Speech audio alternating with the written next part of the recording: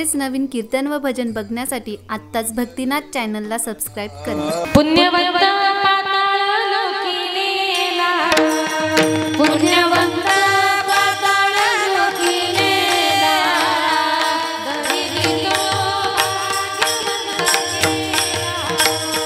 दरिद्र भाग्यवंत केला,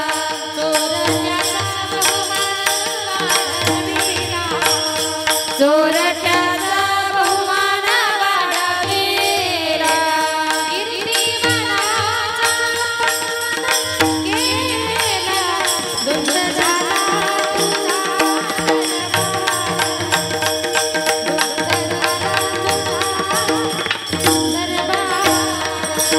कीर्तिमानाचा अपमान केला, धुंद झाला तुझा दरबार, धुंद झाला तुझा दरबार, वैरियासी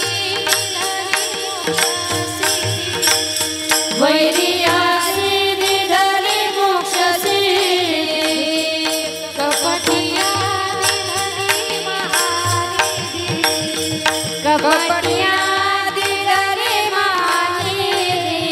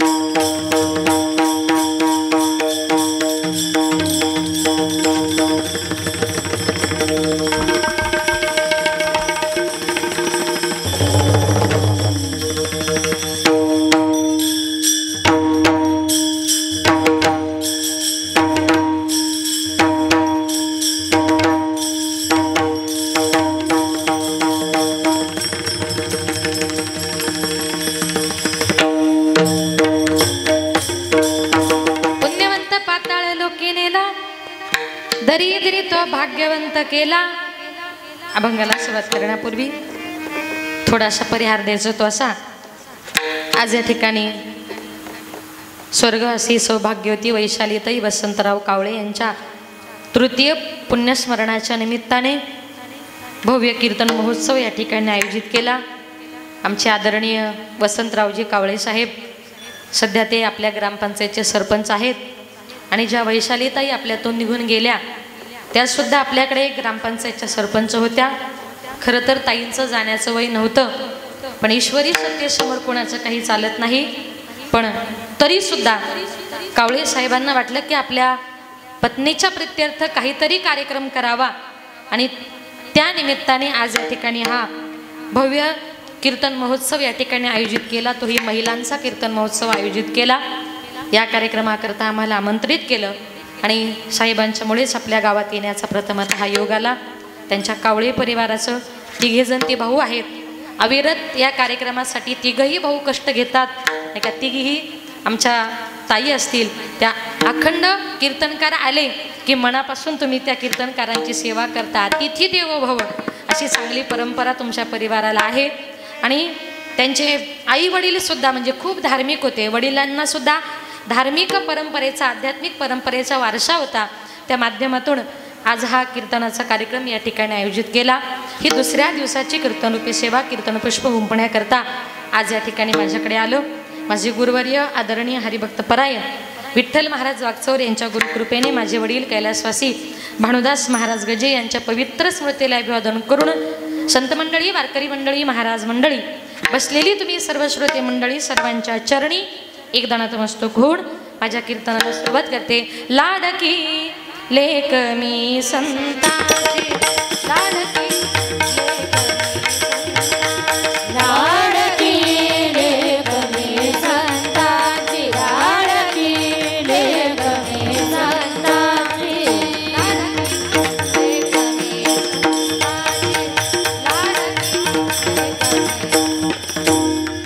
लाडकी लेक मी संतांची, लाडकी लेक मी संतांची, मजबरी कृपा बहुता, मजबरी कृपा बहुता,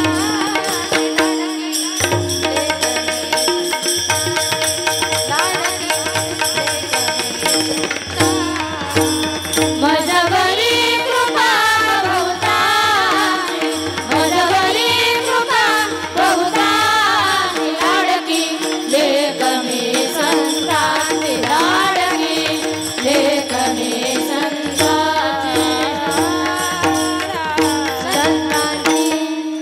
लाडकी लेक मी संताची मजबर कृपा बहुतांची, मस्तक हे पायावरी वारकरी संताच्या प्रसूत प्राप्त प्रसंगी कीर्तन रूपी सेवेकरता निवडलेला अभंग स्वतःला नामय्याची दासी म्हणून घेणारी ज्ञानदेवादी भावंडांचा सहवास लाभलेल्या संत जनाबाईचा चार चरणाचा चौकडीचा देवाच्या कार्याचं कारभाराचं वर्णन करणारा आणि भांडणपर प्रकरणातला अभंग.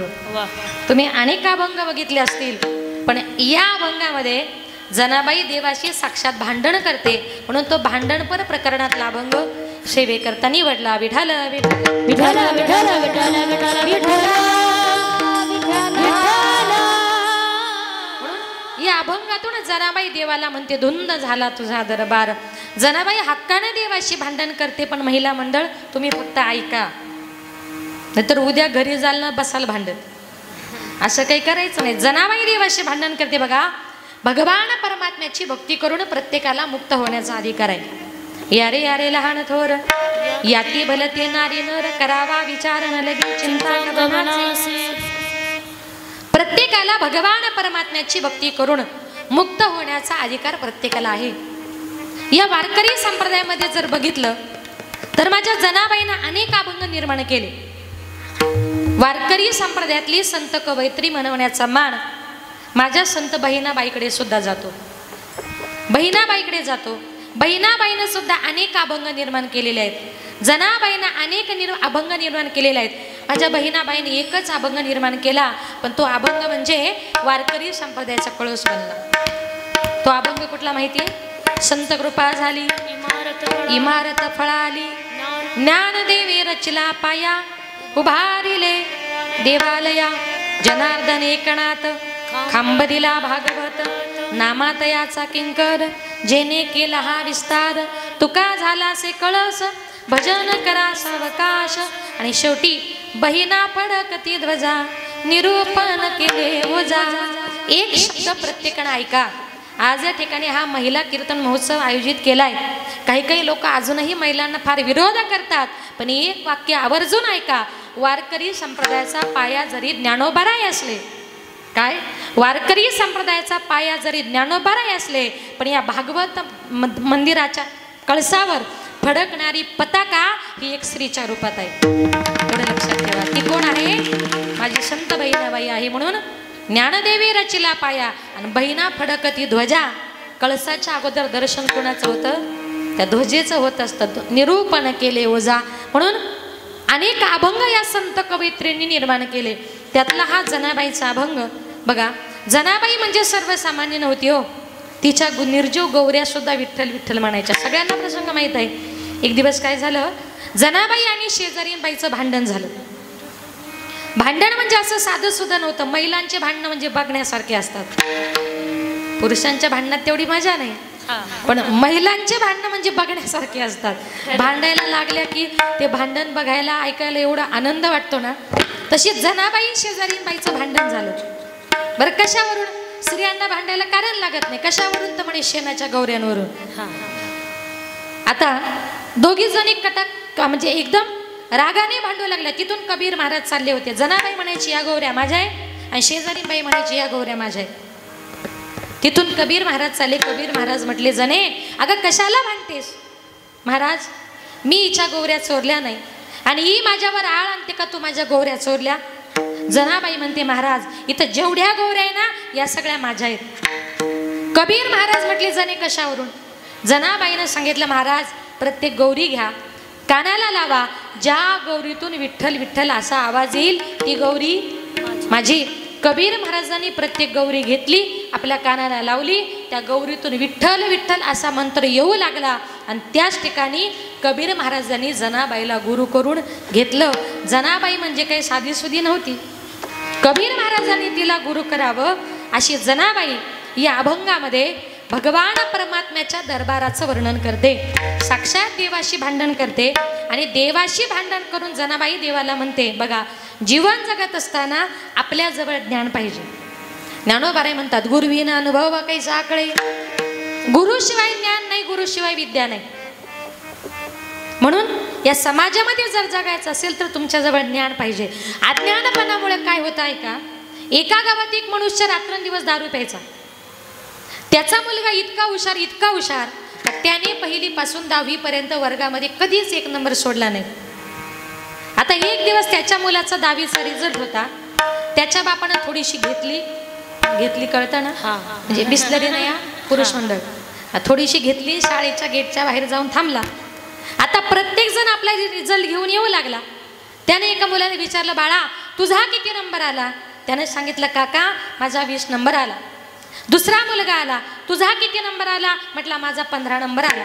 तिसरा मुलगा आला, तुझा किती नंबर आला? माझा 12 नंबर आला. आता याचाच मुलगा आला. मुलाला बघितलं, तो बाप म्हणतो, मग पिंट्या अरे वर्गामध्ये काय दिवे लावले? तो पिंट्या नाचू लागला, उड्या मारू लागला. म्हटला, बाबा अहो सगळ्या वर्गामध्ये माझा 1 नंबर आला. तो बाप म्हटला, पिंट्या अरे लाज वाटत नाही का तुला? काय झालं बाबा? अरे लोकांच्या पोरांचे 15-15, 20-20 नंबर, आणि तुझा फक्त 1च नंबर. याला कारण का? त्याच्याजवळ असलेला ज्ञान. संत महात्मे म्हणतात, जीवन जगताना तुमच्याजवळ अज्ञान नको, तुमच्याजवळ ज्ञान पाहिजे. सकाळी उठल्याबरोबर एक तरी ओवी अनुभवावी. म्हणजे जीवन जगताना आपल्याजवळ ज्ञान पाहिजे. आणि ज्या ज्ञानानं संत महात्म्यांनी देवाची भक्ती केली, तसं जनाबाई म्हणते, देवा तुझा कारभाराचं काय वर्णन करू रे. का जो पुण्य करणारा बळी होता त्याला तू पाताळात नेऊन घातला. अभंगाचे प्रथम चरण. पुण्यवंत पाताळ लोकी नेला, पुण्यवंत पाताळ लोकी नेला, पुण्यवंत पाताळ लोकी नेला, पुण्यवंत पाताळ लोकी नेला. दरिद्रीत भाग्यवंत केला, दरिद्रीत भाग्यवंत केला, दरिद्रीत भाग्यवंत केला, दरिद्रीत भाग्यवंत केला. चोरट्याचा बहुमान वाढविला, चोरट्याचा बहुमान वाढविला, चोरट्याचा बहुमान वाढविला, चोरट्याचा बहुमान वाढविला. कीर्तिवानाचा अपमान केला, कीर्तिवानाचा अपमान, कीर्तिवानाचा अपमान केला. धुंद झाला तुझा दरबार, धुंद झाला तुझा दरबार, धुंद झाला तुझा दरबार, झाला तुझा दरबार. कीर्तिवानाचा अपमान केला,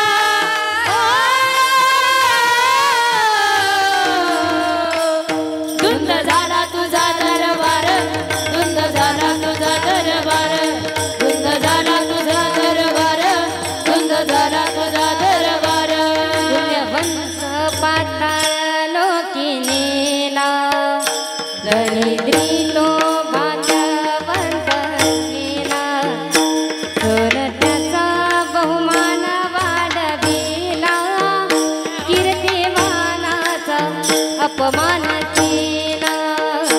पुण्यवंत पाताळ लोकी नेला, दरिद्री तो भाग्यवंत केला. चोरट्याचा बहुमान वाढविला, कीर्तिवानाचा अपमान केला. पुण्यवंत पाताळ लोकी नेला, दरिद्री तो भाग्यवंत केला. चोरट्याचा बहुमान वाढविला, कीर्तिवानाचा अपमान. धुंद झाला तुझा दरबार, धुंद झाला तुझा दरबार, धुंद झाला तुझा दरबार, धुंद झाला तुझा दरबार,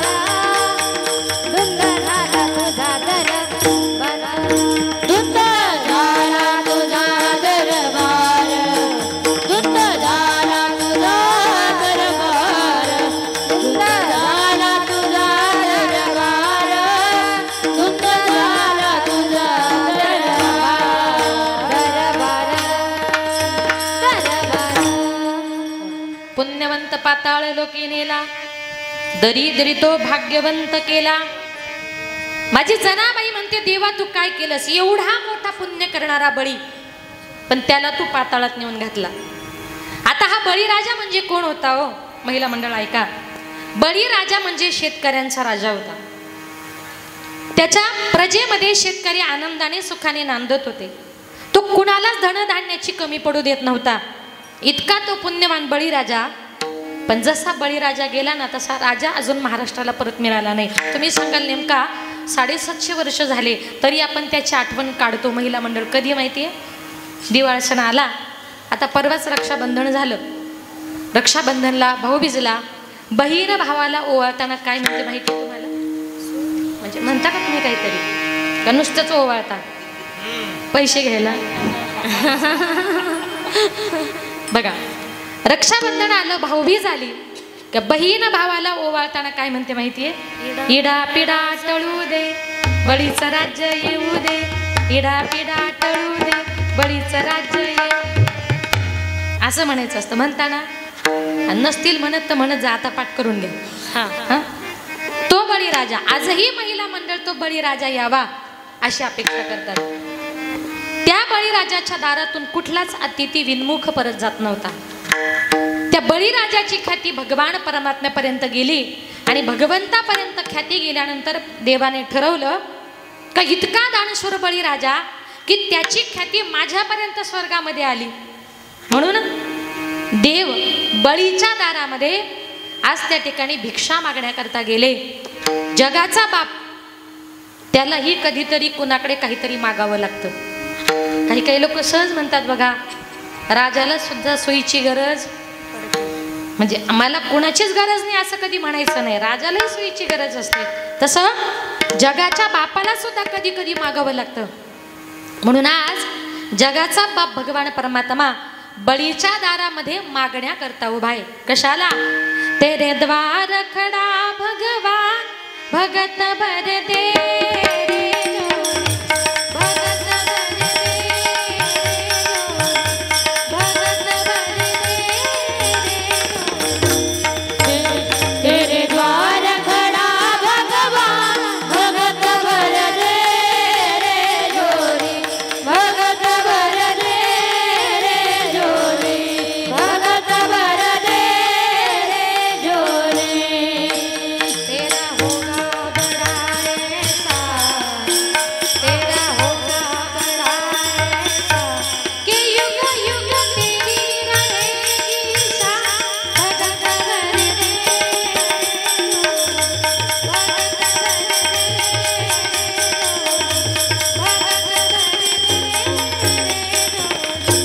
भगत भर दे रे जोरी, भगत भर दे रे जोरी, भगत भर दे रे जोरी.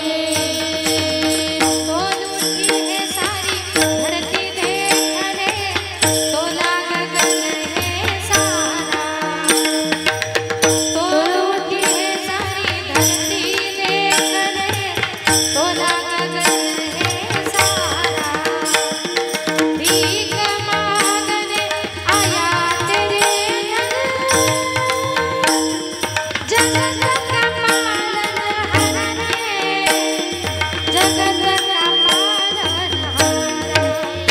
मैं आज तेरा मेहमान, मैं आज तेरा मेहमान, तन करे मुझको जरा पहचान, भगत भर दे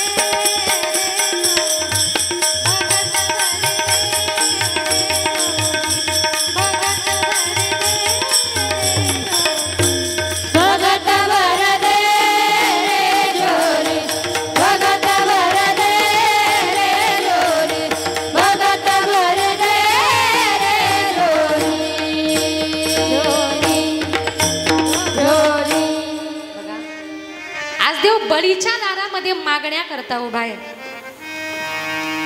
वामनाचं रूप घेतलं, छोट्याशा बटुकाचं रूप घेतलं, बळीच्या दारामध्ये गेला, आवाज दिला, भिक्षाम देही, भिक्षाम दे. बळीराजा बाहेर आला. बाहेर आल्याबरोबर समोर वामनाला बघितलं, त्याला माहिती नव्हतं हा देव आहे. समोर वामनाला बघितलं, सांगितलं, महाराज काय मागणी मागून घ्या. त्या वामनानं सांगितलं, बळीराजा मला जास्त नको, मला तुझ्या राज्यामध्ये फक्त 3 पावले जागा पाहिजे. बळीराजाने विचार केला, याची उंची 3 फूट आणि 3 पावले जागा घेऊन टाक म्हटले. आता घेऊन टाक म्हटल्यानंतर बळीचा गर्व बघितला, अहंकार बघितला. देव सगळं काही सहन करू शकतो, पण आपल्या भक्ताचा गर्व अभिमान त्याला सहन होत नाही. होय तिळभर अभिमान मेरू समान वाटे देवा. भगवंताला गर्व त्याचा सहन झाला नाही. 3 पावलं जागा पाहिजे, घेऊन टाक म्हटले. पहिल्या पायामध्ये स्वर्ग व्यापला, दुसऱ्या पायामध्ये पृथ्वी व्यापली.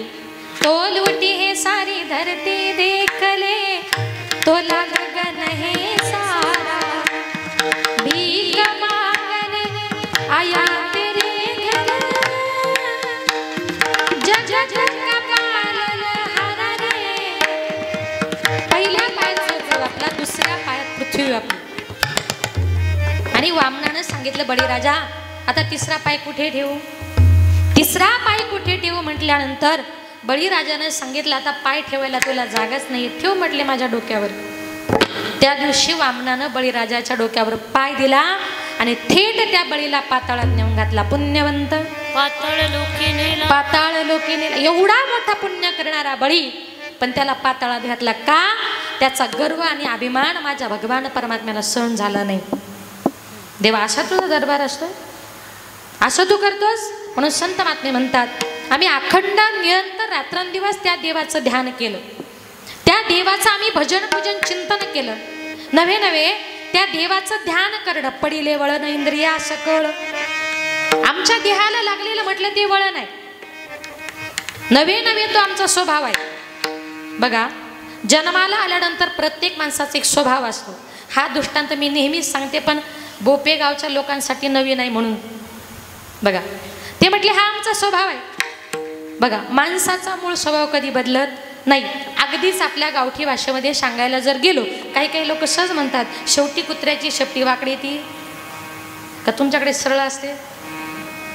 काथा जळतो, वळ जळत नाही. थोडक्यात काय, माणूस मरतो पण त्याचा स्वभाव कधी चेंज होत नाही. एक सुंदर उदाहरण सांगते बघा.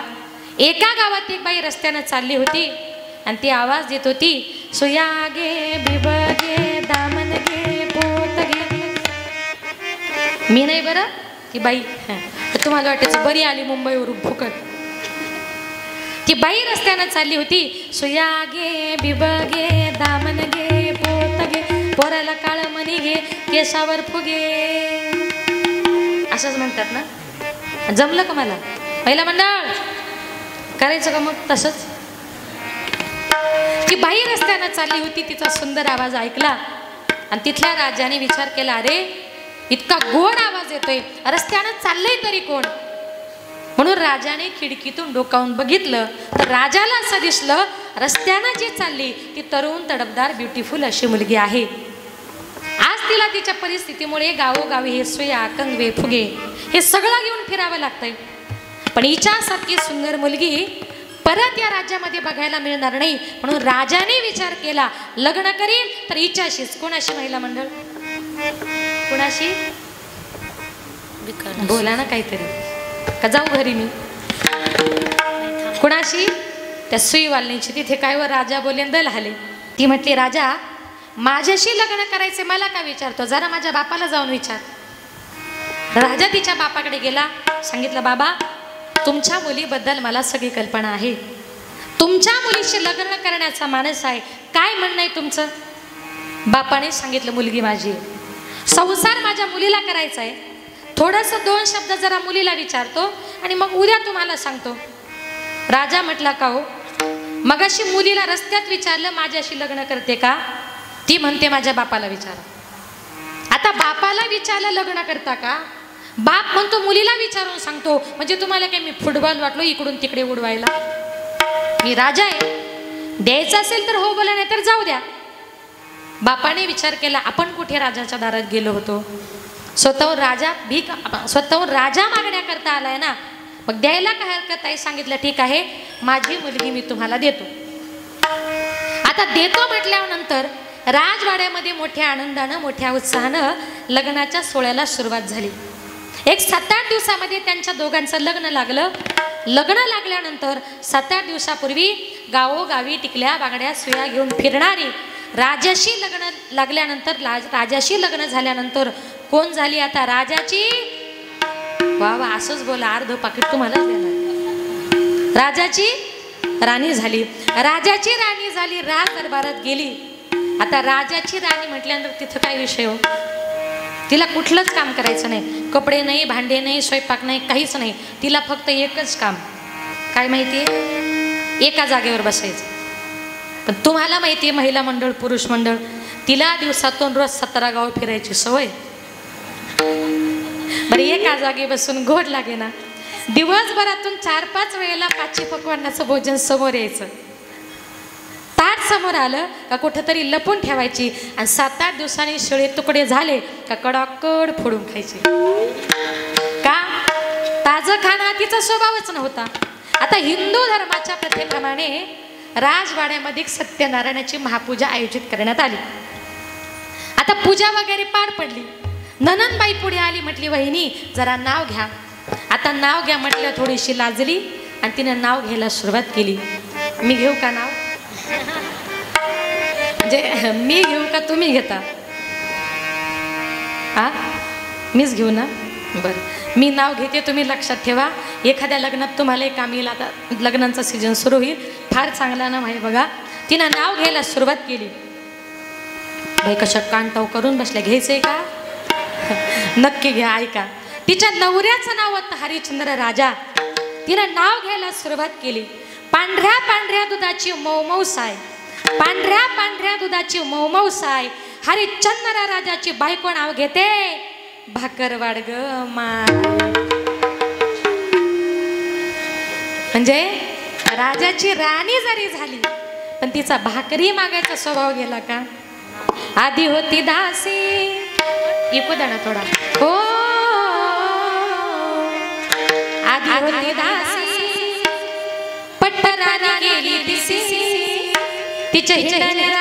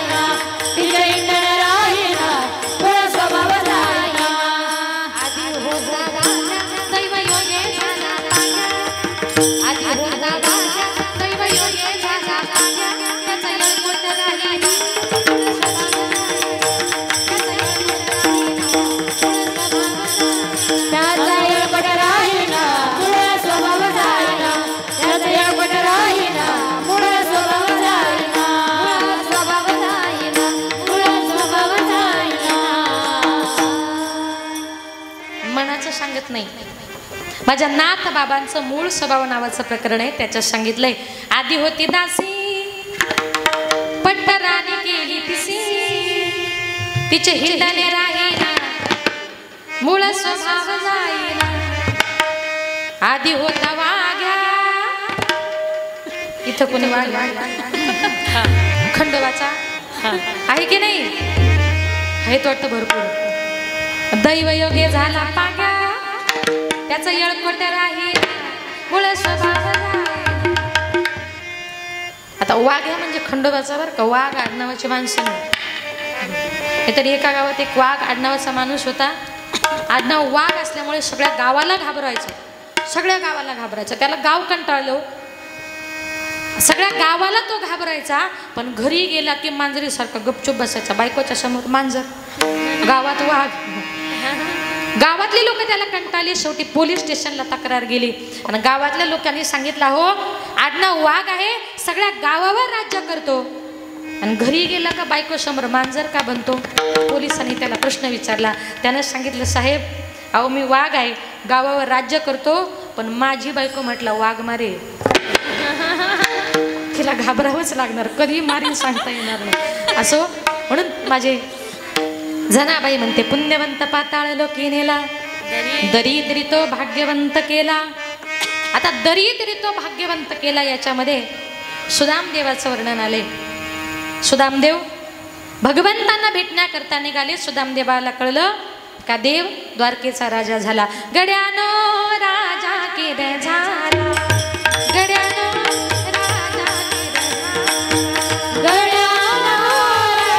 किरे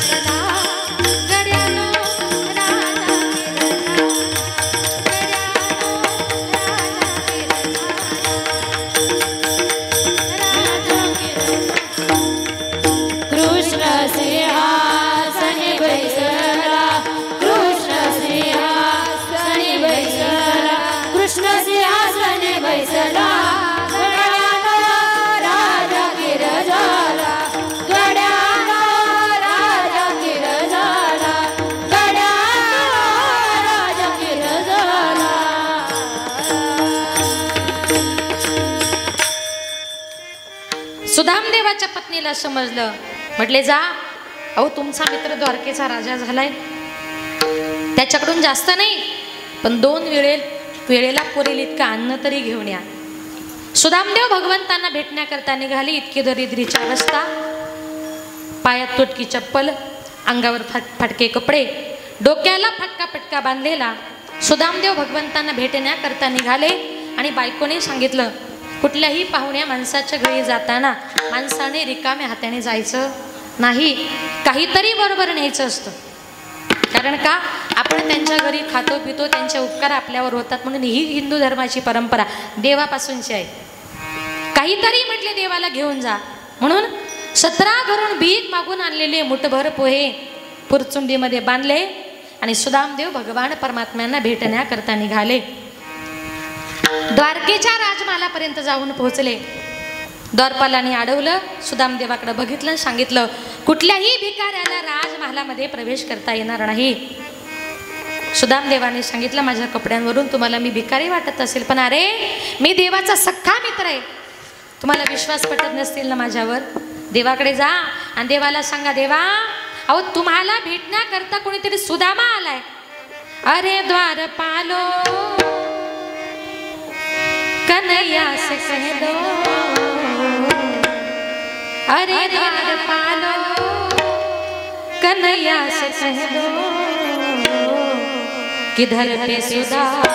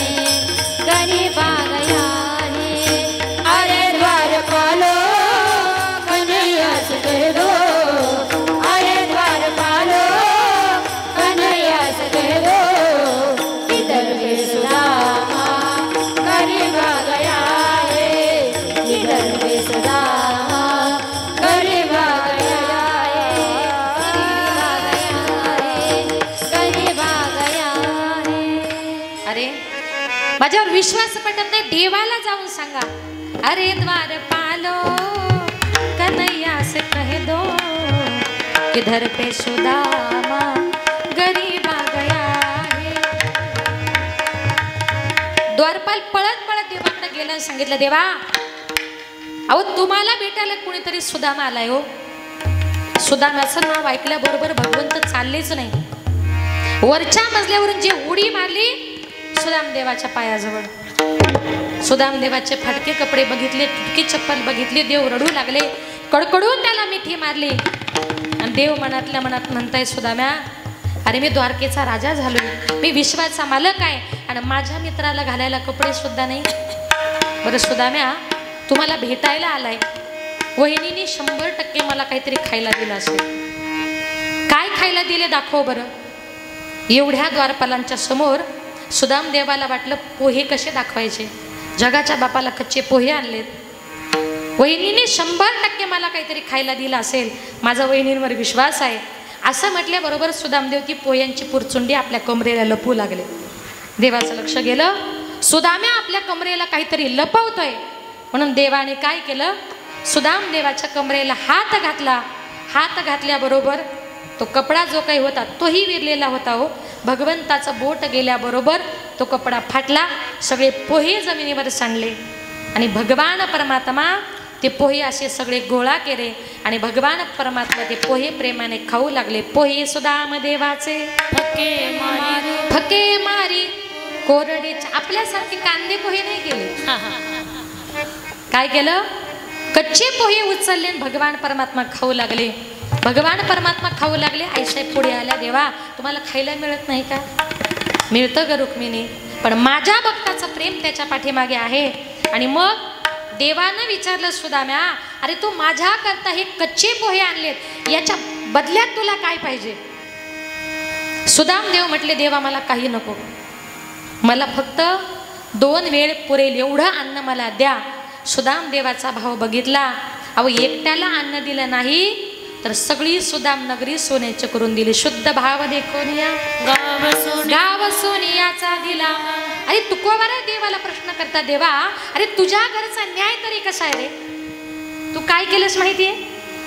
ऋण तरी मुष्टी पोहे, व्याजात हे मनगरी, मुद्दलात मुक्ती देणे, कोणे सावकारी रीत. अरे कुठल्या सावकाराची रीत आहे? मुठभर पोयांच्या ऋणामध्ये ऋण तरी मुष्टी पोहे, त्याच्यामध्ये काय केलं? त्याच्या व्याजामध्ये तू त्याला सोन्याची नगरी दिली आणि त्याच्या मुद्दलामध्ये तू त्याला मुक्ती देऊन टाकली. देवा जनाबाई म्हणते, देवा तुझा कारभार तरी कसा आहे रे? दरिद्री तो भाग्यवंत केला, धुंद झाला तुझा दरबार. नवे देवा तू काय केलं? जो चोरटा होता चोरट्याचा बहुमान वाढविला. जो चोरटा होता रात्रंदिवस तो चोरी करायचा, त्याचं नाव वाल्ह्या कोळी.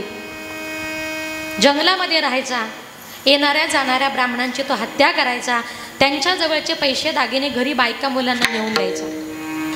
त्या जंगलातून एक दिवस नारद मुनी चालले होते. नारायण नारायण. नारद मुनी चाललेले असताना नारद मुनींना मारण्याकरता त्याने अशी कुऱ्हाडवरती केली. नारद मुनींनी सांगितलं, थांब, तू ब्राह्मणांना मारून जे काही पाप करतो, जे काही सोनं नाणं लुबाडतो, जो काही पैसा लुबाडतो, घरी बायको मुलांना नेऊन देतो, पण त्या पापामध्ये हे करण्याकरता तुला जे पाप करावं लागतं, जी ब्रह्महत्या करावी लागते, या पापात तुझे बायको मुले वाटेकरी आहेत का? जरा घरी जाण विचारून ये. वाल्ह्या कोळी म्हटला, नारदा तू बरोबर शेंडीवालाय, मला शेंडी लावतो, तुला पळायचंय का? तू पळण्याचा डाव शोधलास. नारद मुनी म्हटले, तसं नाही, मी पळत नाही, तू हवं तर मला या झाडाला बांधून ठेव आणि घरी जा, बायको मुलांना विचारून ये. वाल्ह्या कोळी घरी गेला. बायको मुलांना सांगितलं, तुम्हाला सुखामध्ये ठेवण्याकरता मी तुमच्याकरता जे काही सोनं नाणं पैसा आणतो, पण हे आणण्याकरता मला ब्राह्मणांची लोकांची हत्या करावी लागते. मग तुम्ही माझ्या हत्येत माझ्या पैशात वाटेकरी व्हाल का? बायको मुलांनी सांगितलं, आम्ही तुमच्या पैशात तुमच्या सोन्यात वाटेकरी होऊ, पण तुमच्या पापामध्ये आम्ही वाटेकरी होणार नाही. पश्चाताप झाला, पळत गेला, नारदाचे पाय धरले, सांगितलं, नारदा अरे पैशात बायको मुले वाटेकरी होतात, पापात वाटेकरी होत नाही. आजपासून मला हा संसार करायचा नाही, मला माझा उद्धार करून घ्यायचा, काय करावं लागेल? नारद मुनी म्हटले, काही नाही, इथे बस, या झाडाखाली बस, अखंड राम राम म्हण. वाल्ह्या कोळ्याने सांगितलं, नारदा जन्मात कधी राम म्हटलं नाही रे, मला फक्त लोकांना मरा मरा मारा मारा म्हणायची सवय आहे. नारद मुनी म्हटले, मरा मरा बोलला तरी चालेल. तो मरा मरा मरा मरा मरा मरा म्हणता म्हणता मराचा राम कधी झाला हे त्याला सुद्धा कळलं नाही आणि त्याच्या भोवती मुंग्याने वारुळ केलं.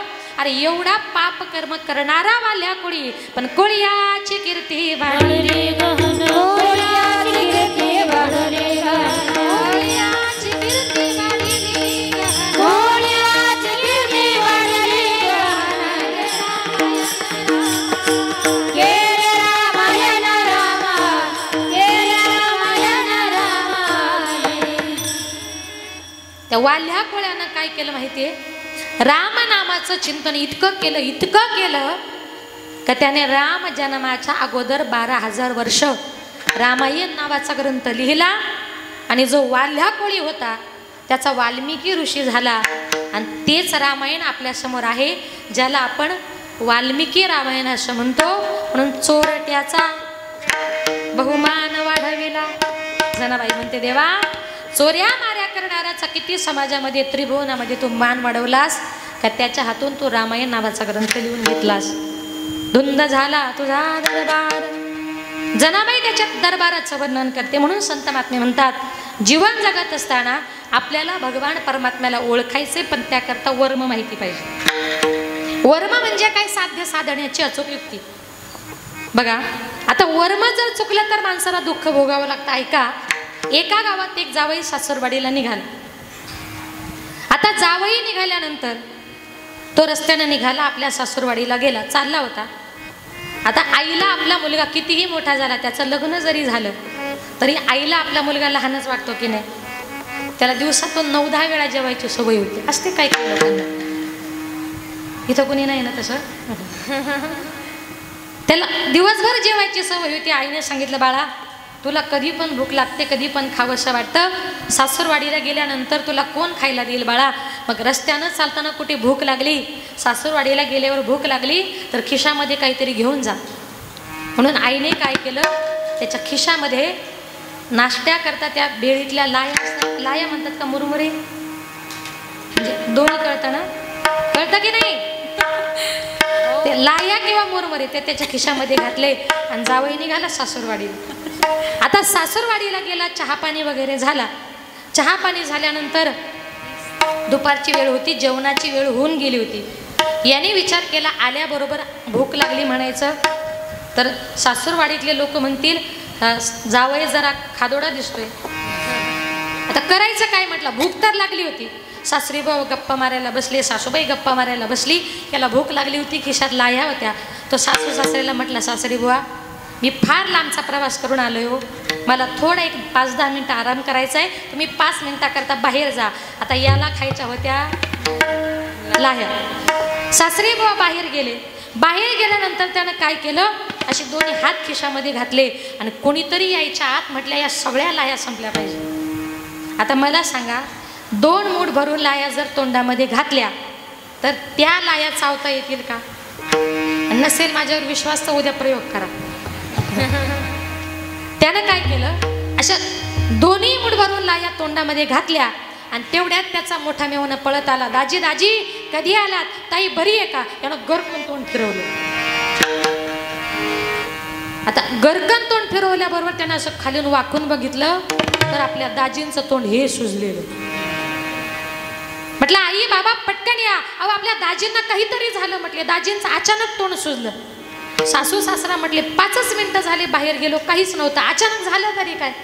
म्हटले रस्त्यानं प्रवास केला असेल, काहीतरी किडा मुंगी चावली असेल, तोंड सुजलं. अनेक प्रकारचे उपाय केले, तोंड काही वसरेना. काय करावं म्हटले, सगळे उपाय करून थकले आणि शेवटी सासूबाईने सांगितलं, जावई पहिल्यांदाच सासूरवाडीला आले आणि 1 तास झाला, 2 तास झाले. म्हटले तोंड सुजून बसले, करायचं तरी काय? सगळे उपाय करून थकले. सासूबाई म्हटली आता माझं येडीचं ऐका. म्हटले काय? म्हटले असं करा, 2 उलटण्या जरा चुलीमध्ये तापायला ठेवा. पूर्वीच्या काळी बघा, अंगावर जर सूज आली तर ते वाळूने किंवा विटेने शेकवायचे. तसं ती म्हटली सूज इतकी डेंजर आहे का इंजेक्शनने ती उतरत नाही. म्हटली 2 उलटण्या चुलीमध्ये तापायला ठेवा. अशा 2 उलटण्या चरचरीत लाल केल्या, जावयाच्या गालावर ठेवल्या. इतके चटके बसले. पण तुम्हाला सांगते, जावयाची जातच अशी आहे, सासूरवाडीला कितीही त्रास सहन करावा लागला तरी चालेल, पण सासूरवाडीमध्ये आपली इज्जत जाऊ द्यायची. बघा किती जोरात नाही म्हटलं. अक्षरशः इज्जतीसाठी त्यानं सगळे चटके सहन केले हो. आता चटके देऊनही सुजवसरत नाही, ही गाल फुगलेली, करायचं तरी काय? तेवढ्यात त्याचा सगळ्यात छोटा मेवणा गेला होता शाळेत आणि त्या दिवशी नेमकं गुरुजींनी लेक्चरला शिकवलं, बघा बाळांनो, एखादा मनुष्य जर तोंड उघडत नसेल तर त्याचं नाक दाबायचं तर ॲटोमॅटिक तोंड उघडतो म्हटले. आता संध्याकाळच्या वेळेला शाळा सुटली, तो मुलगा घरी आला, बघतो तर काय, आपल्या घरासमोर सगळी गर्दी जमलेली. लहान मुलगा कोणी काही सांगत नाही, गर्दीतून पुढं गेला. बऱ्याच वेळ आपल्या दाजींच्या तोंडाकडे बघत राहिला आणि त्याला समजलं आपले दाजी काही तोंड उघडत नाही. त्याला गुरुजींचं वाक्य आठवलं, एखादा मनुष्य तोंड उघडत नसेल तर त्याचं नाक दाबायचं. तो पिंट्या असा गर्दीतून पुढं गेला, आपल्या दाजींचं असं नाक दाबून धरलं. 1 मिनिट झाला, जीव जायची पाळी आली आणि जीव जायची पाळी आल्याबरोबर दाजींनी सगळ्यांच्या अंगावर फुर्र मुरमुऱ्यांचा दृष्टांत संपला.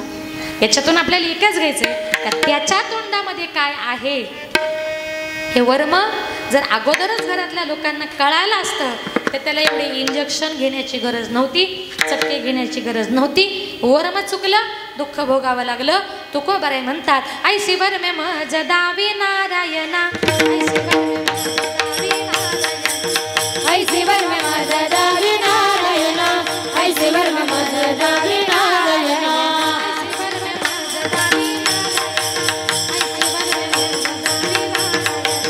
ऐसी वर में मज दावी नारायणा, ऐसी वर में मज दावी नारायणा.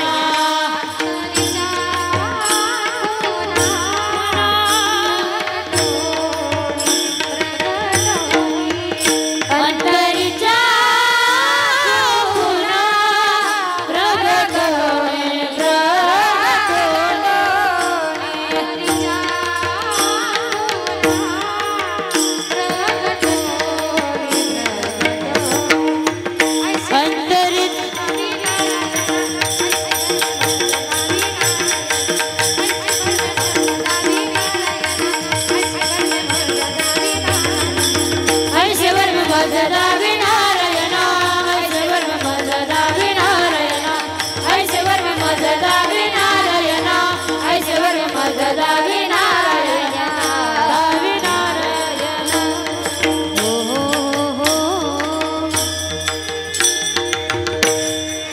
देवा असा वर्मा सांगजी आमच्याकडून चुकता कामा नये म्हणून चोरट्याचा बहुमान वाढविला आणि कीर्तिवानाचा अपमान केला. जो कीर्तिवान होता ते मांडव्य ऋषी. मांडव्य ऋषी एका जंगलामध्ये तपश्चर्या करत असताना विनाकारण त्यांच्यावर चोळीचा आळ आला आणि तिथल्या राजाने फरमान सोडलं, आत्ताच्या आत्ता मांडव्य ऋषींना सुळावर द्या. मांडव्य ऋषींना सुळावर देण्यात आलं आणि रात्रीच्या वेळेला मांडव्य ऋषींनी देवाला प्रश्न विचारला, देवा मी तुझं ध्यान करत होतो जंगलामध्ये, गावामध्ये चोरी करण्याचा माझा काही संबंध नव्हता, पण विनाकारण या सुळाची शिक्षा मला का झाली, या सुळाचा काटा मला का टोचावा लागला. भगवंताने सांगितलं, मांडव्य ऋषी तुम्ही इतकं माझं ध्यान करता, पण माझा भक्त जर कोणावर अन्याय करत असेल, एखाद्या प्राणी मात्रावर अन्याय करत असेल तर मी त्याला सोडत नाही. मांडव्य ऋषी तुम्ही लहान असताना 4 वर्षाचे असताना तुम्ही विनाकारण एका काजव्याच्या पायाला तुम्ही काटा टोचला होता. त्या काजव्याला इतक्या वेदना झाल्या होत्या की त्या वेदना आज मी तुम्हाला दिल्या. का? तुम्ही विनाकारण त्या काजव्याला काटा टोचल्यामुळे तुम्हाला सुद्धा हा सुळाचा काटा टोचावा लागला. म्हणून जनाबाई म्हणते, काय केलंस तू की चोरट्याचा बहुमान वाढविला आणि कीर्तिवानाचा अपमान केला. धुंद झाला तुझा दरबार. जनाबाई म्हणते, देवा जे तुझे वैरी आहेत ना त्यांना तू काय केलंस माहितीये? अभंगाचे दुसरे चरण. वैर्यासे दिदले मोक्ष सिद्धे, वैर्यासे दिदले मोक्ष सिद्धे, वैर्यासे दिदले मोक्ष सिद्धे, वैर्यासे दिदले मोक्ष सिद्धे, कपटिया दिदले महान दे, कपटिया दिदले महान दे, कपटिया दिदले महान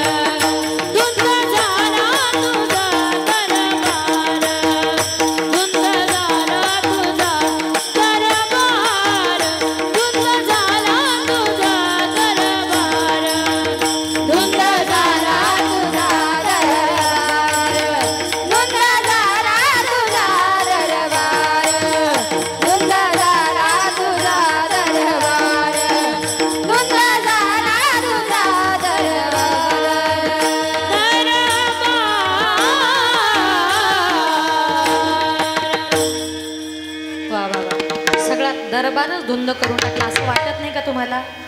आज या ठिकाणी हे गायक, हे मृदुंगायक, पेटीवाले, लहान लहान मुली, असं वाटत नाही आज धुंद झाला तुझा दरबार?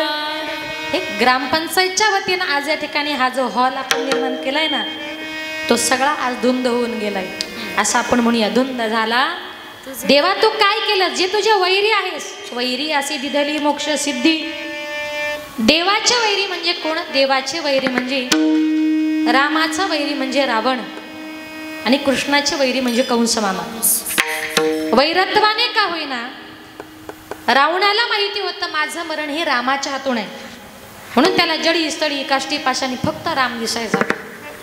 कंस मामाला माहिती होतं की माझं मरण कृष्णाच्या हातून आहे, म्हणून त्याला सुद्धा झोपताना उठताना बसताना फक्त कृष्ण दिसायचा. वैरत्वाने का होईना त्याने कृष्णाचं नामचिंतन केलं, त्याने रामाचं नामचिंतन केल्यामुळे देवाच्या हातून त्यांना मरण आलं. पण देवा जे तुझे वैरी होतेस ना, तुझ्या हाताने त्यांना मरण आल्यामुळे त्यांना मोक्ष प्राप्त झाला. म्हणून वैरिया सिद्धी धली मोक्ष सिद्धी, कपटिया दिधली महानिधी. अरे मारीच्या मामाने कपट केलं. मारीच्या मामाने काय केलं? कपटी हरणाचं रूप धारण केलं, आणि सीता माता त्या मायाजाळामध्ये फसली. तिने सांगितलं प्रभू त्या सोन्याच्या हरणाच्या कातड्याची मला चोळी शिवायची. सोन्याचं हरिण कधी असतं का हो? नाही, ती माया होती, तो एक मोह होता. तिने सांगितलं नाही प्रभू मला सोन्याच्या कातड्याची काय करायची? त्या हरणाच्या कातड्याची मला चोळी शिवायची. श्री हट्ट झाला होता, म्हणून प्रभू रामचंद्र त्या हरणाला मारण्याकरता तिकडे हरणाच्या पाठीमागे पळत गेले. पळत गेल्यानंतर लक्ष्मणजी तिथे होते, आणि सीता मातेने सांगितलं लक्ष्मणा. आणि ज्या वेळेला प्रभू रामचंद्र जंगलामध्ये गेले ना, त्यावेळेला त्या मारीच्या मामाने कपट केलं आणि आवाज दिला लक्ष्मणा धाव मी संकटात आहे. सीता मातेपर्यंत आवाज गेला. सीता मातेने सांगितलं लक्ष्मणजी जा तुमचा भाऊ संकटात आहे. प्रभूंनी सांगितलं माते मला दादानी सांगितलं इथून कुठे हालायचं नाही, तुझं रक्षण करण्याकरता मला इथं ठेवलंय. एकच वाक्य बोलली हो सीता माता, मला माहिती आहे लक्ष्मणजी भाऊजी तुम्ही का जात नाही. काय सांगितलं? मला माहिती भाऊजी तुम्ही का जात नाही, एवढंच वाक्य बोलली आणि सगळं रामायण घडलं. काय झालं? सगळं रामायण त्या शब्दावर घडलं. म्हणून ज्याने कपट केलं, ज्या मारीच्या मामाच्या मुळे सीता माता पळवली गेली, त्या मारीच्या मामाला तू काय केलं? कपटी आधी धली महानिधी, सेवकाच्या ढुंगान मिळे चिंदी, आणि चाळकासी त्रैलोक्य भावे वंदी. जे तुझे जवळचे भक्त आहेत, जे तुझे वारकरी आहेत, त्यांना चांगलं अन्न पाणी सुद्धा खायला मिळत नाही. म्हणजे वाईट लोक आहे ना समाजामध्ये, त्यांना लोक फार मानतात. म्हणजे थोडक्यात काय बघा, एखादं आंब्याचं झाड आहे, समजण्याकरता उदाहरण सांगते.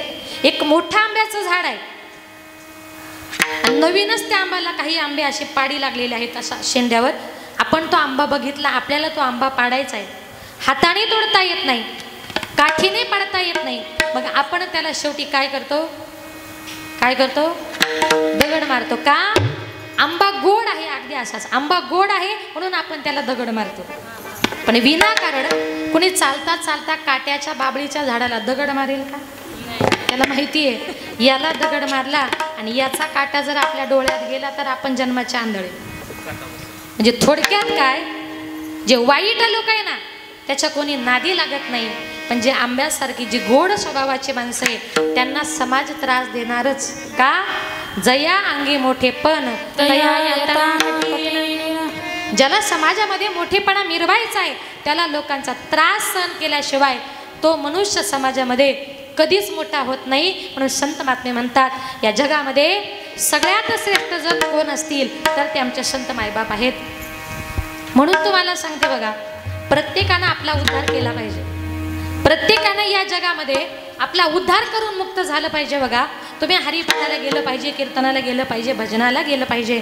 आणि जर गेला नाही तर तुमचा शेवट कधी चांगला होणार नाही. एक सुंदर शेवटचं उदाहरण सांगते बघा. एका जंगलामध्ये एका झाडावर एक माकड आणि माकडीन दोघ जण नवरा बायको बसले होते. लक्ष आहे ना तुमचं? कोण बसले होते? माकड. कुठे बसले होते? माकडी. म्हणजे लक्ष आहे तुमचं. एक माकड आणि माकडीन दोघं जण नवरा बायको बसले होते. अशा दोघा नवरा बायकोच्या छान गप्पा चालल्या होत्या.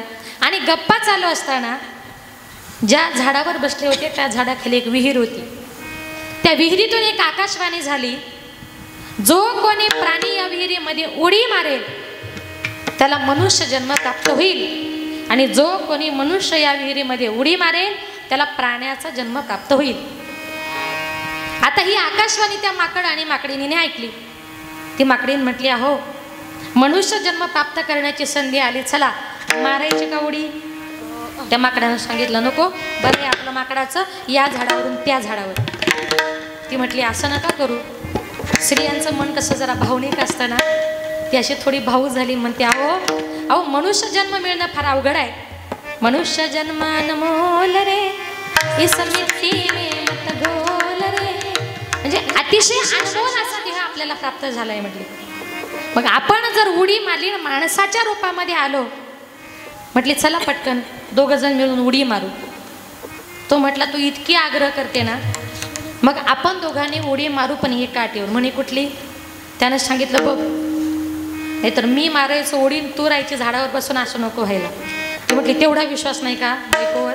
हवं तर म्हटली माझा हात पकडा, तुम्ही 1 2 3 म्हणा, आणि 3 म्हटले की आपण दोघांनी पण उड्या मारू. त्या माकडानं असा बायकोचा पॅक हात पकडला. त्याचा विश्वास नव्हता ना माकडाचा. त्यानं आपल्या बायकोचा असा पॅक हात पकडला आणि बायकोला म्हटला, बघ, 1 2 3. 3 म्हटलं की दोघा नवरा बायकोने विहिरीमध्ये उडी मारली. आणि उडी मारल्याबरोबर त्या माकडाचा झाला सुंदर पुरुष आणि त्या माकडीनीची झाली सुंदर स्त्री. आता दोघे जण नवरा बायको विहिरीच्या वरती आले, एकमेकांकडे बघतात. तो तिला म्हणते, तू खूप सुंदर दिसते. ती त्याला म्हणते, तुम्ही खूप सुंदर दिसता. ती म्हटली, सुंदरपणाचं राहू द्या, आता इतका सुंदर मनुष्य देह प्राप्त झालाय ना, चला पटकन आपण आळंदीला जाऊ, पंढरपूरला जाऊ, एखादा छान गुरु करू, गळ्यामध्ये माळ घालू, हरिपाठाला जाऊ, कीर्तनाला जाऊ, भजनाला जाऊ, आणि या मनुष्य देहाचं सार्थक करून घेऊ. त्याने सांगितलं, अगं तुझ्या सांगण्यावरून माकडाचा माणूस झालो, आणि तू म्हणते आता गळ्यामध्ये माळ घालायची, आळंदी पंढरपूरच्या वाऱ्या करायच्या, म्हणजे माझं खाणं पिणं सगळं बंद करणार? म्हटलं, मी नाही तुझ्या नादी लागत, मी परत उडी मारतो. म्हटला, माझं माकडाचंच बरं आहे. ती म्हटली, ऐका, आता किती वर्ष खाता? आता म्हटली, तुमचे दात पार पडले. एक मावशी माझ्याकडे पळत आली. म्हटली, ताई मला माळ घालायची, 80 वर्षाची होती. म्हटलं, आई तुम्हाला 80 वर्षाच्या वयामध्ये तुम्हाला माळ का घालाविषयी वाटते? ती म्हटली, ताई आता चावतं का? याला कुठं परमार्थ म्हणतात का? बघा, त्याने सांगितलं, बघ, मलाही गळ्यात माळ वगैरे मान्य नाही, मी काही माळ घालणार नाही, मी माझं खाणं पिणं सोडणार नाही. बघा, शेवटी माकड असते, बायकोने कितीही सांगितलं पण माकडं बायकोचं सुद्धा चांगलं ऐकत. माकडाबद्दल बोलते बरं, माणसाबद्दल नाही, तुम्ही उगाच गैरसमज करू नका. बघा, आता तिने सांगितलं, ऐका माझं, नका मारू उडी. तो म्हटला, नाही मी उडी अहो शेवटचं सांगते, पाया पडते तुमच्या, नका मारू उडी. त्यानं काही बायकोचं ऐकलं नाही, आणि त्या माणसानं जी विहिरीमध्ये उडी मारल्याबरोबर त्या दिव्य पुरुषाचं झालं परत माकड. ऐका, जे पुरुष लोक आपल्या बायकोचं चांगलं ऐकत नाही, एक दिवस त्यांचं माकडच होतं. चांगलं म्हटलं बरं, सगळं नाही, कधीतरी बायको चांगली सांगते, तिचं ऐकत जा. त्याने तिचं काही चांगलं ऐकलं नाही, त्यानं विहिरी उडी मारली, आणि त्या माणसाचं झालं परत माकड. आता विचार करा, मला सांगा, त्याची बायको म्हणजे सुंदर रूपवान स्त्री, आणि तिचा नवरा ते असं काळं माकड, कसं दिसत असेल जोडा? दोघं जण छान असे विहिरीच्या बाजूला गप्पा मारत होते. तेवढ्यात तिथला प्रजेचा राजा तिथे जंगलामध्ये शिकारी करता आला, आणि त्याची नजर त्या सुंदर स्त्रीवर गेली, आणि त्याने विचार केला की अरे, इतकी सुंदर स्त्री त्या माकडाच्या जवळ बसले, माकडाने तिचा हात पकडलाय, हिच्या जीवाला धोका आहे. त्याला कुठं माहिती तो तिचा नवरा होता माकड. तो म्हटला, हिच्या जीवाला धोका आहे, म्हणून राजा पळत गेला, त्या स्त्रीच्या बोटाला धरलं, आणि तिला घेऊन आपल्या राजमालाकडे चालला होता. ते माकड त्याच्या पाठीमागून असं उड्या मारत होतं, हात जडत होतं. राजेसाहेब, पाया पडतो तुमच्या, नेऊ नका तिला, ती माझी बायको आहे. पाया पडतो तुमच्या, नेऊ नका तिला, ती माझी बायको आहे. आता मला सांगा, या माकडानं कितीही जरी विनंती केली तरी त्याला ती सुंदर बायको मिळेल का? नाही. याला कारण का आताच्या काळामध्ये माकडांना बायका मिळत आलं का लक्षात. म्हणून आपल्या मुलाचं माकड करायचं का माणूस करायचं हे आई बापाच्या हातात आहे. संत महात्मे सांगतात बाबांनो आम्ही तुम्हाला हरिपाठाला जायला सांगतोय, कीर्तनाला जायला सांगतोय, भजनाला जायला सांगतोय. आणि एवढंही सांगून जर तुम्ही आमचं ऐकलं नाही तर सगळ्यांचा आग्रह आहे मला पिंगळा घेण्याचा. म्हणून मी तुम्हाला सांगते हे जरी नाही काल मग दुसरा येईल, हे जरी नाही काल, हे जरी नाही काल मग दुसरा येईल, हे जरी नाही काल.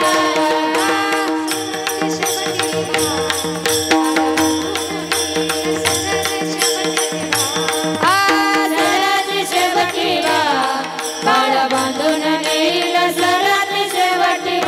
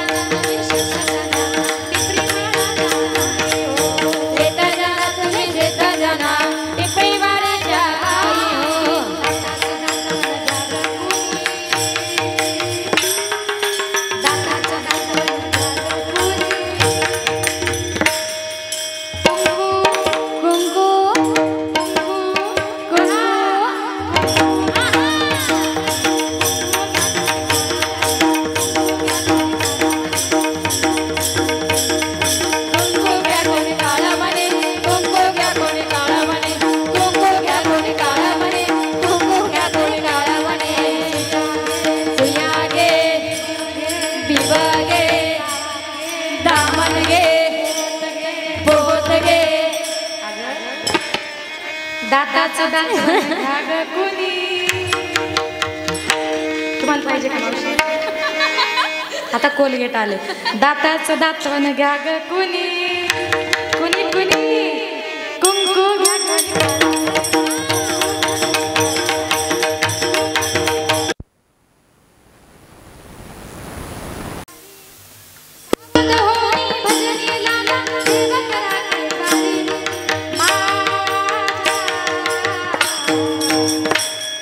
मंदारीची वारी मंदारीची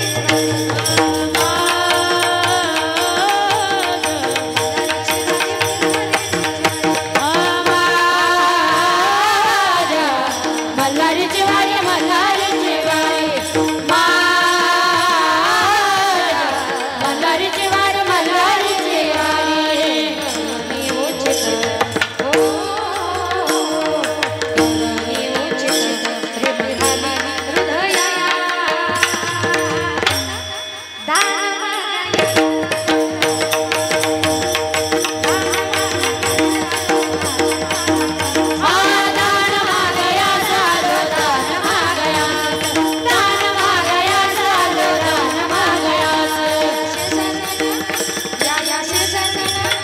या या शेजाऱ्यानं बरं नाही केलं ग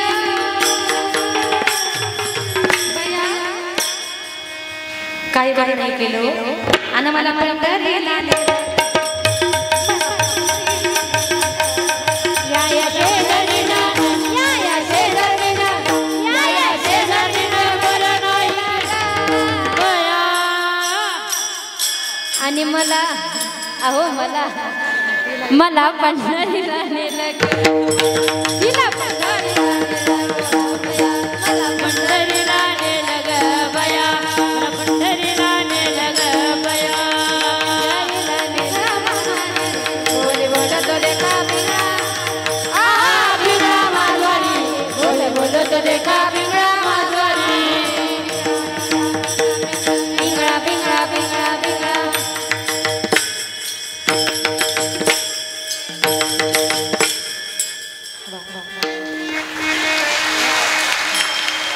आता जरा बरं वाटलं.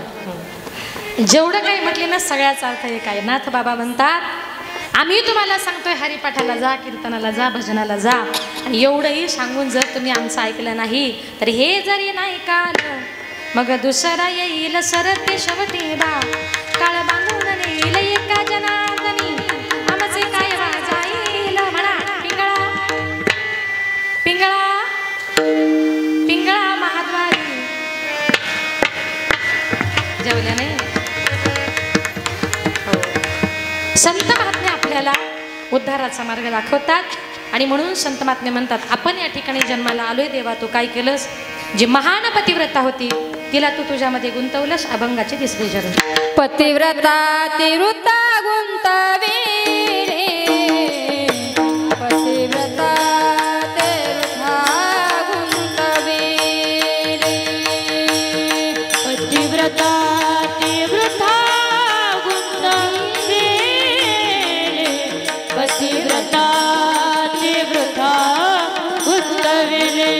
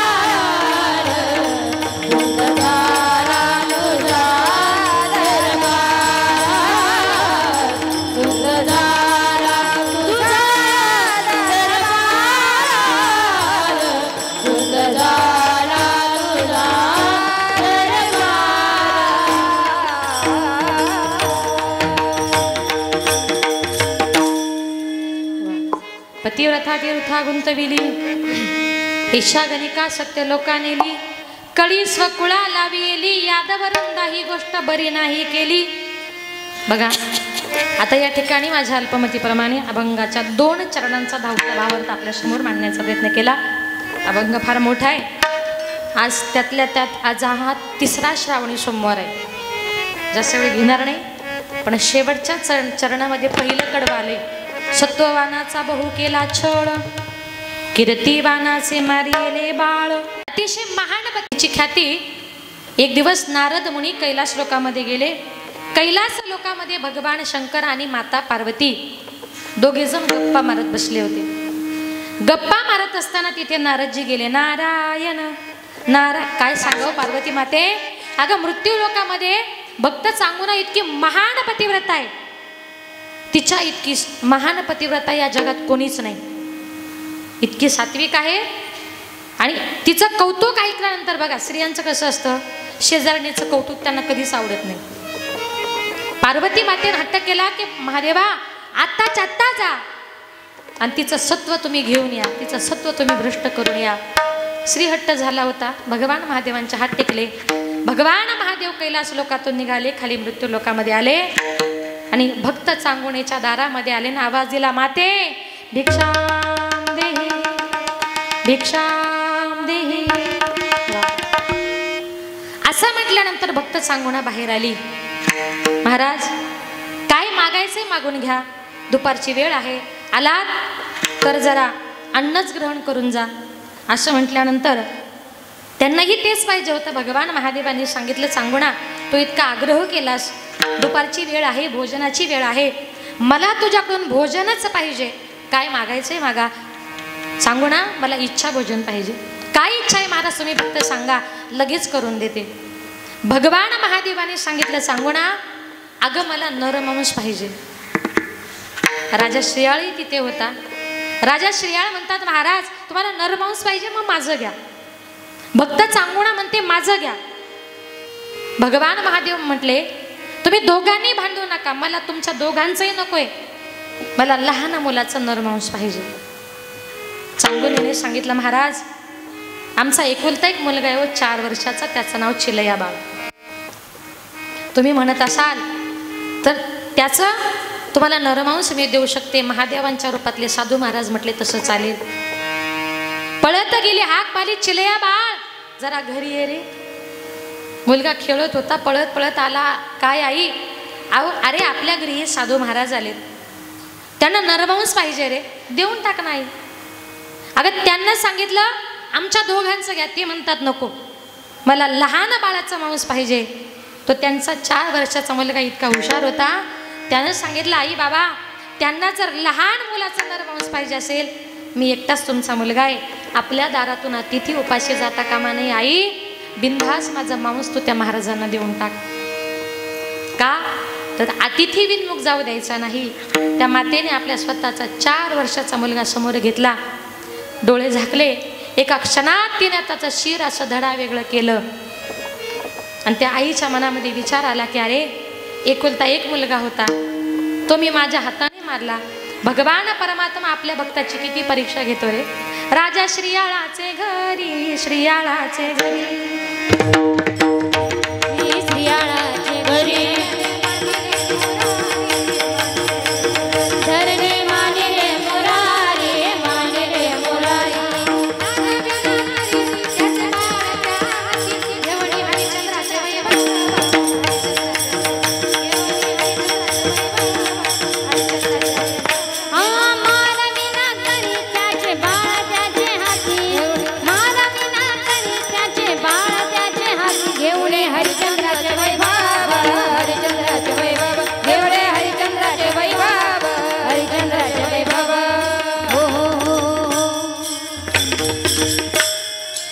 किती भगवंत परीक्षा पाहतो. राजा श्रीयाळाचे घरी, श्रीयाळाचे घरी धरणे मांडिले मुरारी, मांडिले मुरारी. मारविला तरी त्याचे बाळ त्या हाती. अरे स्वतःचं मूल स्वतःच्या हाताने मारून घेतलं हो. त्या आईने विचार केला, एकुलता एक मुलगा होता, तोही गेला.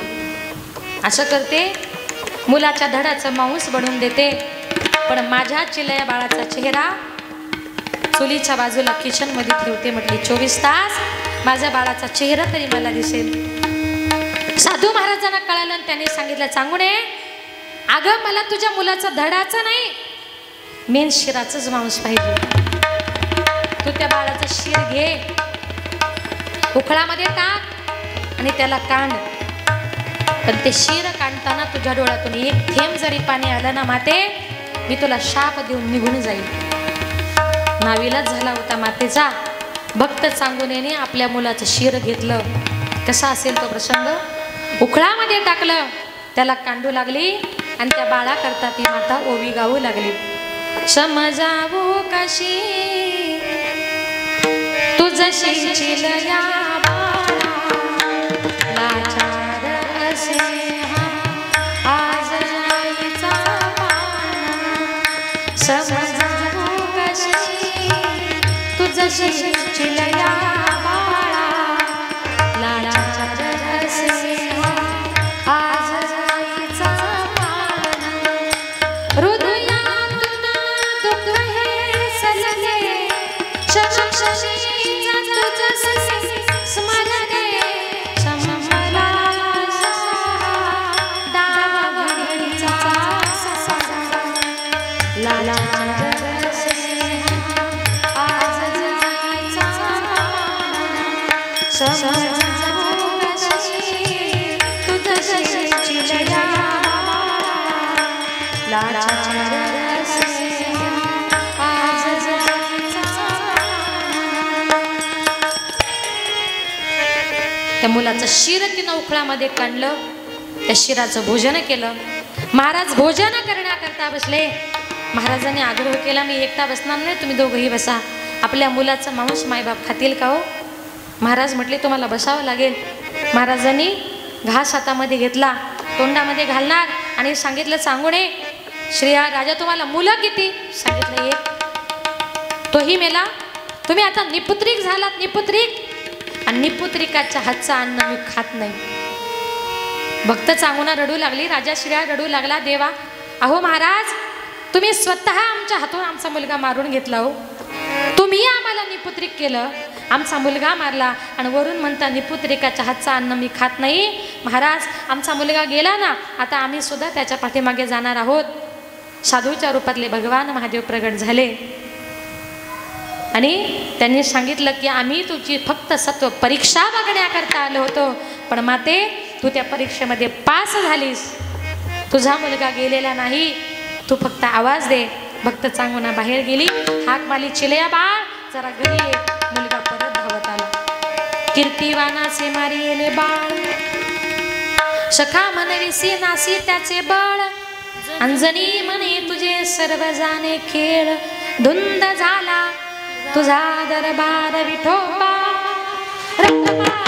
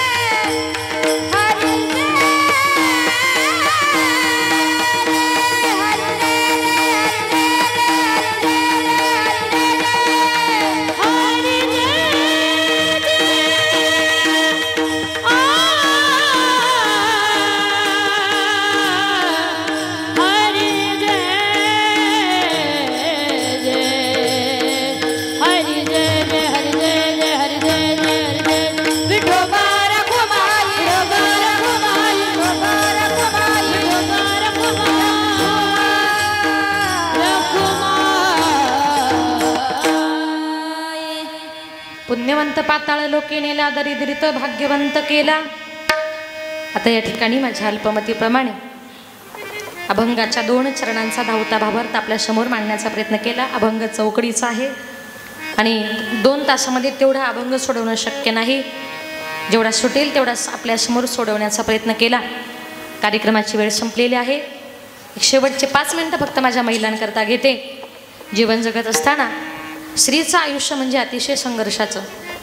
संघर्षातून ती माता उभी राहते, संघर्षातून ती आपलं आयुष्य निर्माण करत असते. आणि अशाच संघर्षातून संघर्ष करता करता एक दिवस अर्ध्यातून जाणं ही गोष्ट जीवनाला अशी चटका लावून देणारी असते. बघा, स्त्रीचं आयुष्य म्हणजे कसं असतं. जन्म बाईचा बाईचा खूप घाईचा, एक आईचा आईचा एक ताईचा. जन्म बाईचा बाईचा खूप घाईचा, एक आईचा आईचा एक ताईचा. बाहुली होती खेळ खेळाया, झाली मोठी मोहन काया. गंधर्व सवा गंध जाईचा, जन्म बाईचा बाईचा खूप गाईचा, एक आईचा आईचा एक ताईचा. जन्म बाईचा बाईचा खूप गाईचा, एक आईचा आईचा एक ताईचा. बघा, ती आई असते, कोणाची ताई असते, कोणाची आत्या असते, कोणाची मामी असते. अनेक नाती तिला सांभाळावी लागतात. शेवटी जाताना माझ्या माता भगिनी करता एक शेवटची एक आपल्याला ओवी म्हणायची आहे का, ज्या ओव्या सगळ्या महिलांना आवडतात, सगळ्या महाराष्ट्राला आवडतात. आणि प्रत्येकाची अपेक्षा असते कीर्तन संपलं की ताईने तेवढी ओवी म्हणावी. कुठली माहिती आहे तुम्हाला? कमानी दरवाजाला. तुम्हाला माहीत नसेल कारण तुमच्या बोपे गावात माझं पहिलंच कीर्तन आहे. न तुमच्याकरता म्हणते बघा. ज्या वेळेला माझी संत जनाबाई विठ्ठलाची भक्त रात्रभर जात्यावर दळण दळायची, दळण दळताना म्हणायची, ए रे बा विठ्ठला, ए रे बा. विठ्ठलाने सुद्धा महाद्वाराचं दार बंद झालं की पळत पळत जाबन जनाबाईला जात्यावर दळून दळू लागावं. एक दिवस जनाबाई म्हटली, का रे देवा, आता रोज देव रात्री जनाबाईला दळण दळू लागण्याकरता जायचे, पण रुक्मिणी मातेच्या मनामध्ये शंका निर्माण झाली. देव रोज रात्री जातात कुठे? एक दिवस आईसाहेब रात्रभर जाग्या राहिल्या. महाद्वाराचं दार बंद झालं. देव घाईघाईने निघाले. आईसाहेब पळत पळत आल्या आणि त्या कमानीचं दार असं आडून धरलं दोन्ही हाताने. देवा कुठे चाललात? म्हटले जमीकडे. कशाला? तिला कामात मदत करायला. रोज जाता, काय काम आहे? अरे तिला मदत करायला जातोय. जनाबाई रुक्मिणी माता म्हणते, देवा रोज तुम्ही त्या जनाबाईकडे जाता, अहो माझ्या मनामध्ये कल्लोळ माजलाय. आज माझ्या प्रश्नांची उत्तरं दिल्याशिवाय त्या कमानीच्या बाहेर पाय टाकायचा नाही. रुक्मिणी मातेनं अशी ती दरवाजाला हात लावले आणि त्या कमानीला आडून धरलं आणि देवाला म्हणते, देवा कमानी दरवाजाला रुक्मिणीचे दोन्ही हात, कमानी दरवाजाला रुक्मिणीचे दोन्ही हात. खरं सांगा विठ्ठला, जजाई शिकायला. खरं सांगा आवाज. हा हा. विठ्ठल म्हणे रुक्मिणीला, दे दे अंघोळीला पाणी. विठ्ठल म्हणे रुक्मिणीला, दे दे अंघोळीला पाणी. मी कशाला देऊ पाणी, जगतीची चक्राणी. मी कशाला देऊ पाणी, जगतीची चक्राणी. विठ्ठल म्हणे रुक्मिणीला, मनाला जेवायला वाढतात. विठ्ठल म्हणे रुक्मिणीला, मनाला जेवायला वाढतात. मी कशाला वाढतात, जनाई शिकायला. मी कशाला वाढतात, जनाई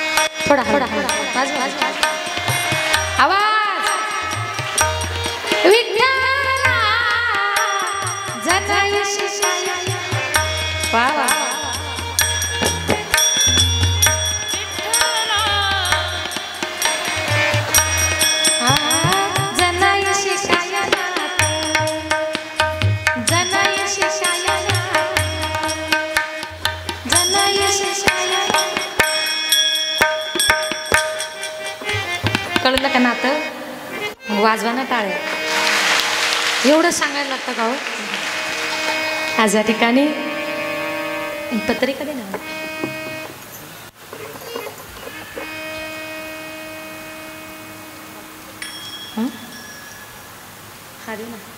आज या ठिकाणी स्वर्गवासी सौभाग्यवती वैशालीताई वसंतराव कावळे यांच्या तृतीय पुण्यस्मरणाच्या निमित्ताने भव्य कीर्तन महोत्सव या ठिकाणी आयोजित केला. त्यांच्या पाठीशी आणि त्यांचे आई वडील, त्यांचे आजोबा, त्यांचा सर्वांचा आशीर्वाद आहेच. समस्त कावळे परिवाराच्या वतीने आमचे आदरणीय आपल्या या गावचे सरपंच, बोपे गावचे सरपंच वसंतरावजी कावळे यांच्या संपर्काच्या माध्यमातून आज या ठिकाणी येण्याचा योग आला आणि आपल्या पत्नीच्या स्मृतिप्रित्यर्थ आज त्यांनी या ठिकाणी जो काही 3-4 दिवसाचा भव्य कीर्तन महोत्सव या ठिकाणी आयोजित केला. महिलांकरता काहीतरी ज्ञान मिळालं पाहिजे. अनेक लोक अनेक कार्यक्रम आयोजित करतात, पण त्यांची तळमळ होती की माझ्या परिवाराकडून माझ्या गावाला काहीतरी चांगलं ज्ञान मिळालं पाहिजे, म्हणून त्यांनी हा कीर्तन महोत्सव या ठिकाणी आयोजित केला. गोड असं या कार्यक्रमाचं नियोजन केलं आणि मला त्यांनी भाऊंनी सांगितलं की ताई, की महाराष्ट्रामध्ये अशी एकही ग्रामपंचायत नाही का ग्रामपंचायतच्या वतीने एवढा मोठा हॉल आम्ही या ठिकाणी बांधला. बघा, कोणाचं लग्न कार्य जर असेल, कितीही पाऊस आला, कोणाचंही कार्य असू द्या, या ठिकाणी ते कार्य होणार.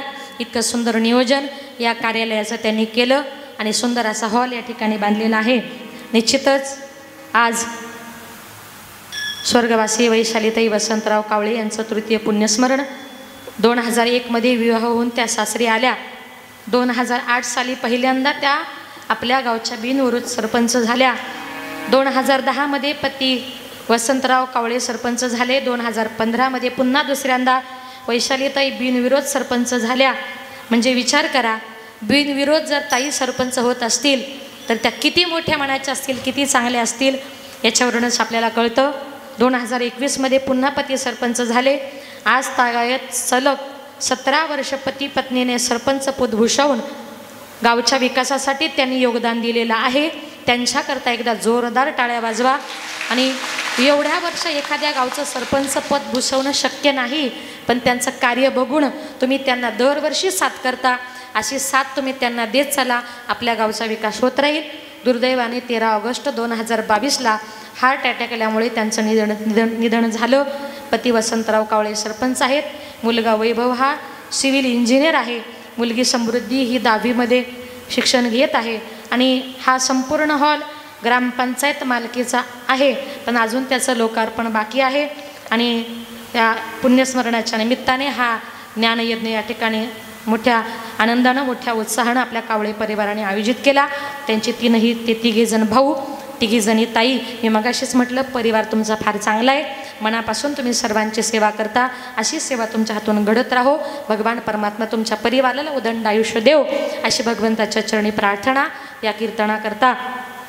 ज्यांनी 2 तास गोड अशी मृदुंगाची सेवा दिली त्या महाराष्ट्रातील एक नामवंत महिला मृदुंगाचार्य, महाराष्ट्रामध्ये ज्यांचं फार मोठं महिलांमध्ये नाव आहे, त्या नाशिकवरून आलेल्या आमच्या यशोदाताई साळुंके यांनी अतिशय गोड सेवा दिली.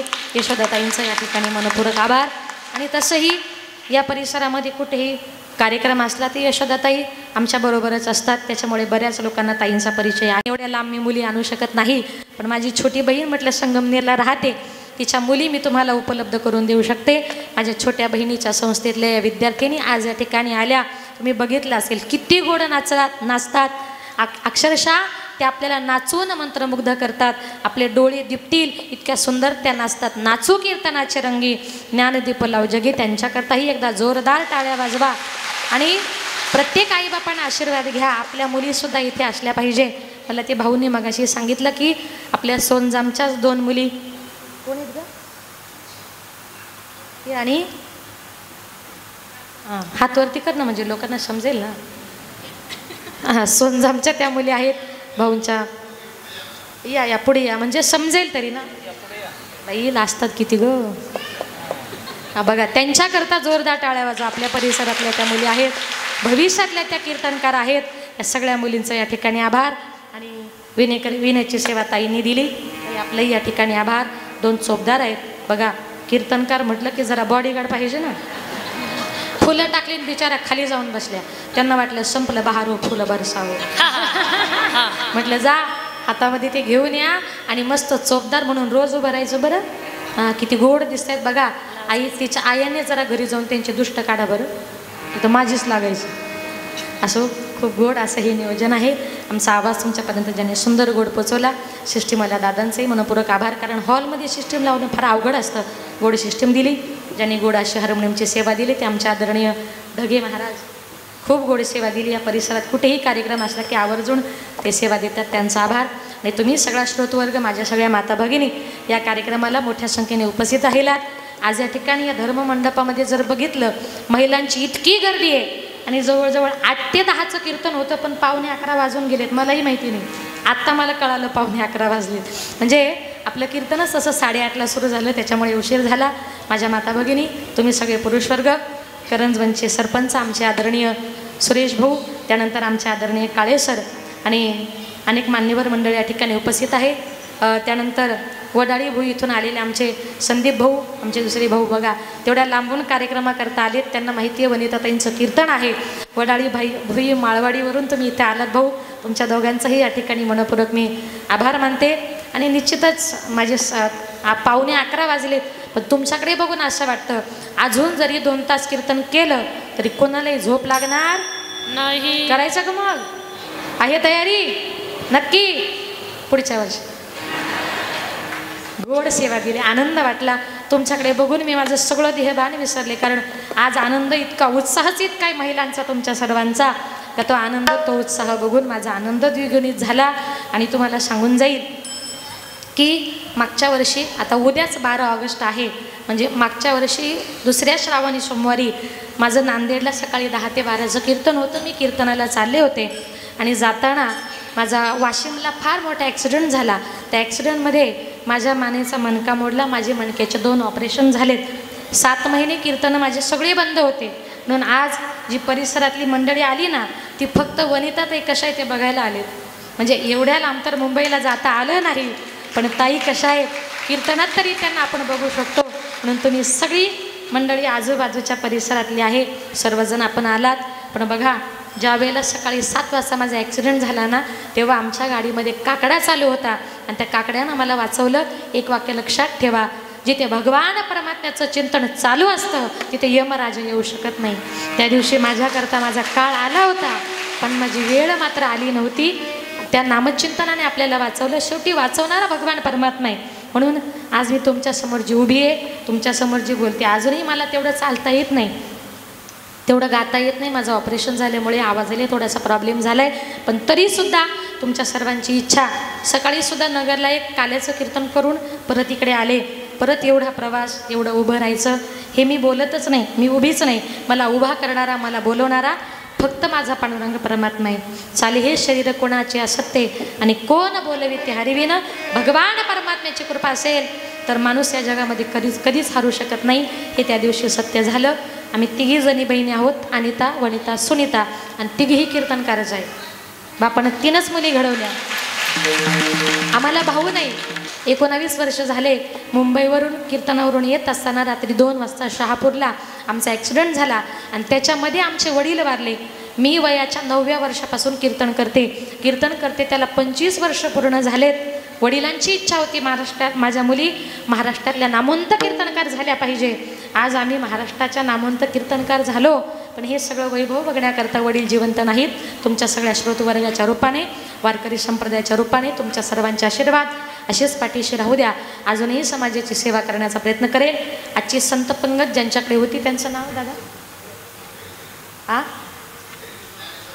ज्ञानेश्वरजी कावळे, त्यांच्याकडे संत पंगत होती, त्यांचे आभार.